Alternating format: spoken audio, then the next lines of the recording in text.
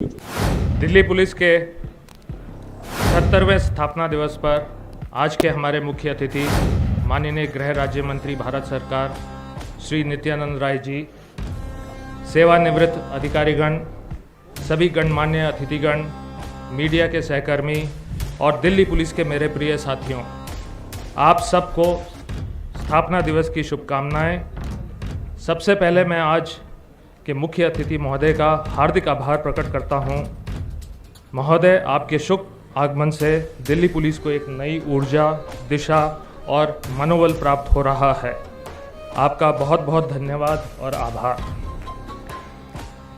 Delhi police के 78वें स्थापना दिवस के इस शुभ अवसर पर वर्ष 2024 में दिल्ली पुलिस की महत्वपूर्ण पहलें और उपलब्धियों को आपके समक्ष प्रस्तुत करना चाहूँगा।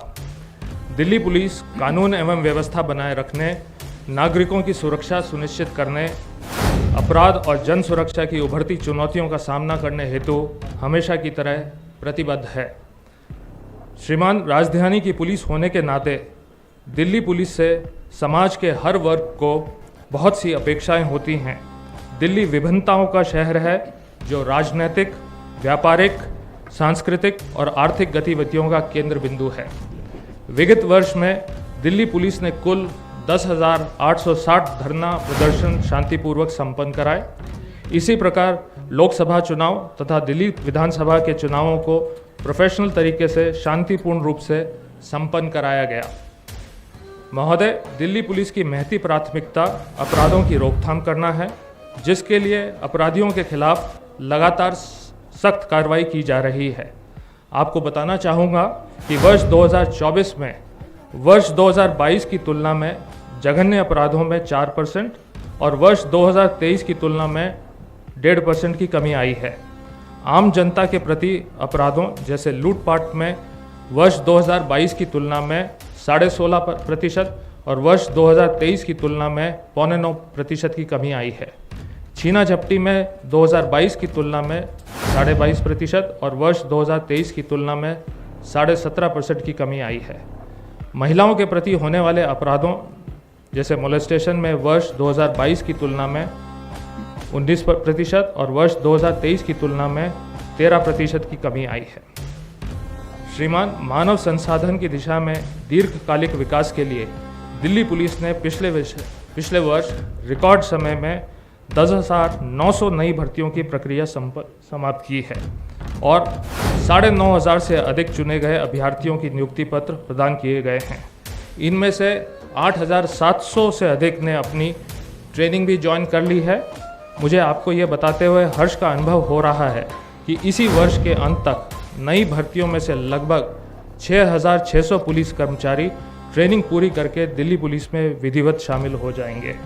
इस भर्ती प्रक्रिया में भी केंद्रीय गृह मंत्रालय का हमें भरपूर सहयोग मिला है, जिसके लिए दिल्ली पुलिस आपकी आभारी है। श्रीमान, सामाजिक, आर्थिक और तकनीकी परिप्रेक्ष्य में पुलिस का दायित्व अपने मजबूत कंधों पर उठा रहे हमारे वो पुलिसकर्मी हैं जो दिन रात, सर्दी गर्मी और बरसात में सड़कों में, मकानों में और खेत खलिहानों में अपनी जान की परवाह किए बिना अपराध और अपराधियों से भिड़ रहे हैं। विगत एक वर्ष में हमारे 90 से अधिक बहादुर सदस्यों ने ये लड़ाई लड़ते हुए अपने शरीर पे अपराधियों के हाथों संजीदा घाव लिए हैं। दिल्ली पुलिस जिस भव्य रूप से आज आपके आशीर्वचन सुनने के लिए आपके समक्ष प्रस्तुत है, इसके शौर्य, गौरव और ललाट के तेज के पीछे इन वीर पुलिसकर्मियों का अमूल्य योगदान ही है।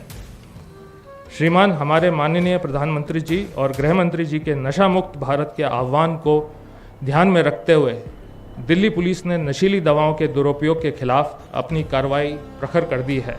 पिछले वर्ष 2024 में लगभग 3,282 करोड़ रुपए मूल्य की 21,232 किलोग्राम से अधिक मादक पदार्थों को नष्ट किया गया है।